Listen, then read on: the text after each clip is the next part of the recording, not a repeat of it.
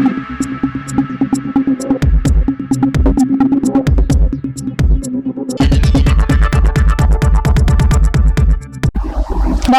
সময় বাংলা সংবাদে আপনাদের স্বাগত। আপনাদের সাথে আমি প্রীতি। দেখে নেব আজকের বিশেষ বিশেষ সংবাদ।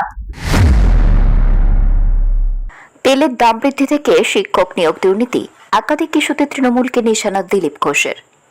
রাজ্যের একাধিক সমসাময়িক ইস্যুতে ফের তৃণমূল সরকারকে তীব্র আক্রমণ শানালেন বিজেপি নেতা দিলীপ ঘোষ।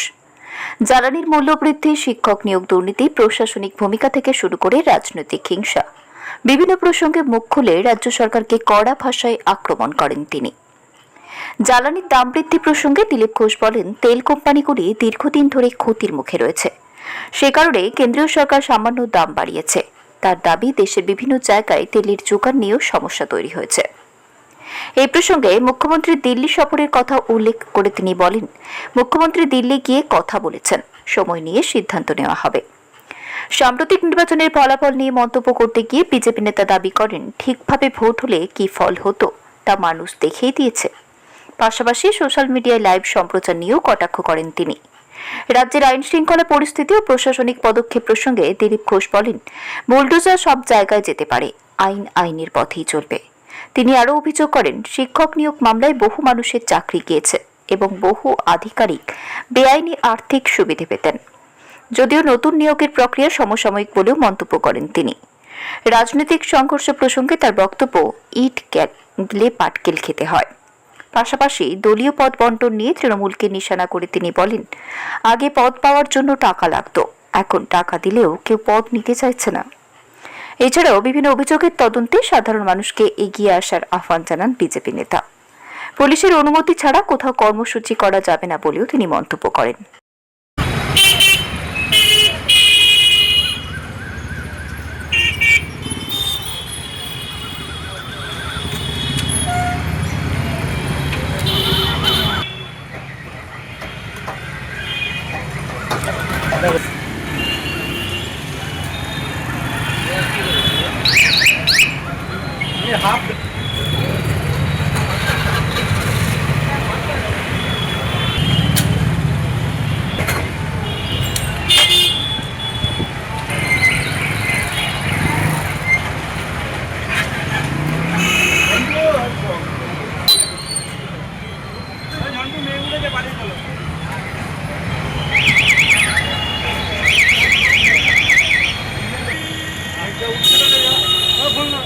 ফোন করো, বল পালিয়ে যাচ্ছে, ফোন করো।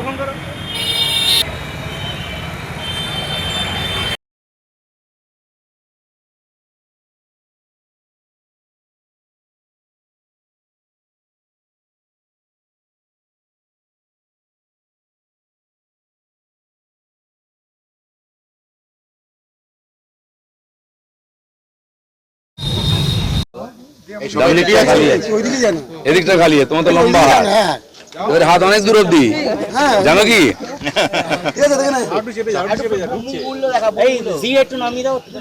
আরে বুম ছাড়ো, আমাকে দেখো। একদিকে যখন পশ্চিমবঙ্গ সরকার 15 দিনের মধ্যে 15টি দারুণ দারুণ সিদ্ধান্ত নিয়ে মানুষের মন জয় করেছে, তখনই কোথাও না কোথাও গলার কাটা হয়ে দাঁড়াচ্ছে পেট্রোল ডিজেলের দাম।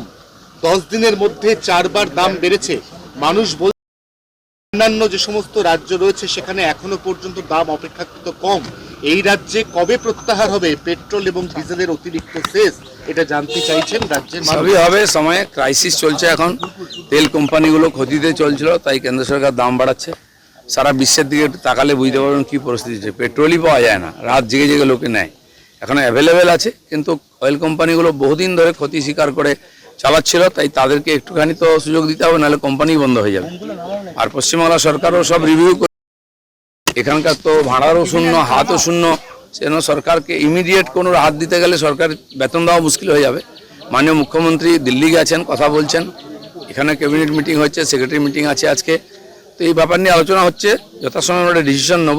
সরকারের এখনও মন্ত্রিমণ্ডলের বিস্তার হয়নি, এই কাজগুলো হলেই হবে। যেগুলো ইমিডিয়েট করার দরকার ছিল সেই ডিসিশনগুলো আমরা নিয়েছি।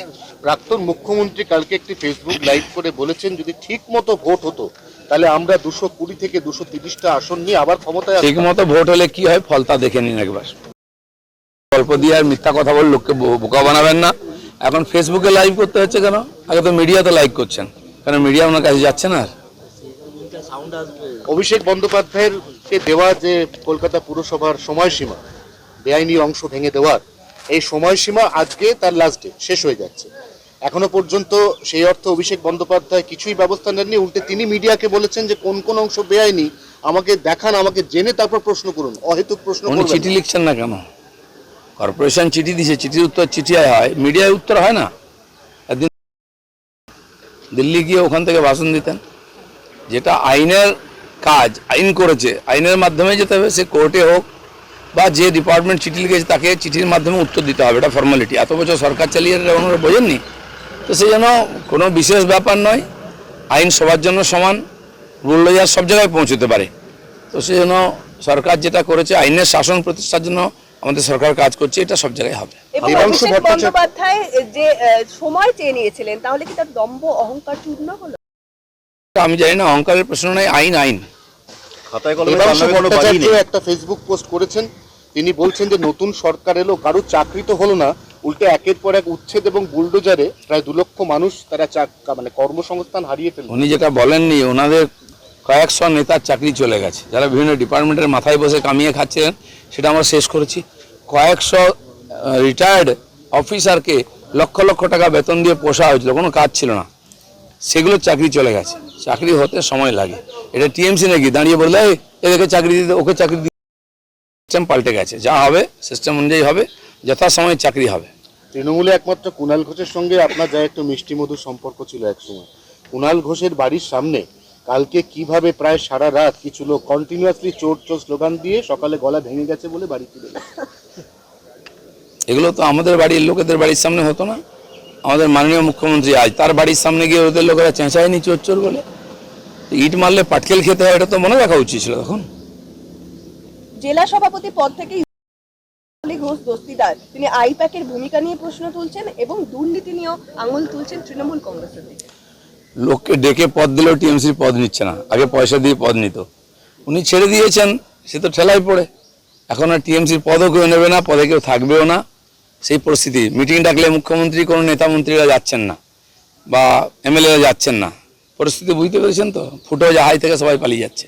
যুবভারতীর সামনে ওই যে আখাম্বা মূর্তিটা ছিল, কালকে প্রাক্তন মুখ্যমন্ত্রী দাবি করেছেন ওই মূর্তিটা ফিফা থেকে নাকি লোক এসে এসে সব সেলফি তুলে যেত, ভেঙে দিয়েছে, উনি ব্যথিত। হতে পারে, এরকম আজব জিনিস দুনিয়াতে কেউ কখনো দেখেনি তো, তাই সেলফি নেয় ওটা।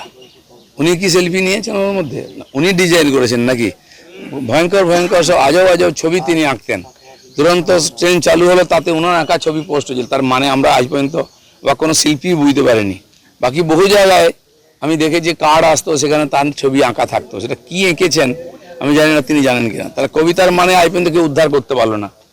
তো এই ধরনের কেন মানুষের লোকে নিজের ব্রেনের উপরে চাপ নেবে এগুলো দেখে? নামাজ পড়া হবে ব্রিগেডের ময়দানে, এবারে রেড রোডে নয়। পুলিশ যেখানে পারমিশন দেবে সেখানে পড়তে হবে। নামাজ হোক, পূজা হোক, নিজের মতো করতে পারবেন না। পুলিশকে বলা হয়েছে আপনারা দেখুন, অনুমতি দিন, জায়গা ঠিক করে দিন, যাতে অন্য লোকের অসুবিধা না হয়। শতদ্রু দত্তের অভিযোগের ভিত্তিতে অরূপ বিশ্বাসকে তলব করতে চলেছে বিধাননগর দক্ষিণ থানা। যার বিরুদ্ধে কমপ্লেন আছে তাকে তো রাখবেই। আর আমিও আপিল করব সাধারণ মানুষের কাছে, আপনারা 15 বছর এবং তার আগেও অনেক কষ্ট, বহু লোকের বাড়ি দখল হয়ে গেছে, দোকান দখল হয়েছে, পুকুর, ইটভাটা, পেট্রোল পাম্প, এসব দখল করে বসে আছে অনেক লোক। আপনারা কমপ্লেন করুন পুলিশের কাছে, আর পুলিশ কাজ না করলে সেটা আমাদেরকে বলুন, সমস্ত সমাধান হবে। Thank you. হিন্দি হিন্দি হিন্দি হিন্দি আমার একটাই, ওই ফুয়েল প্রাইস।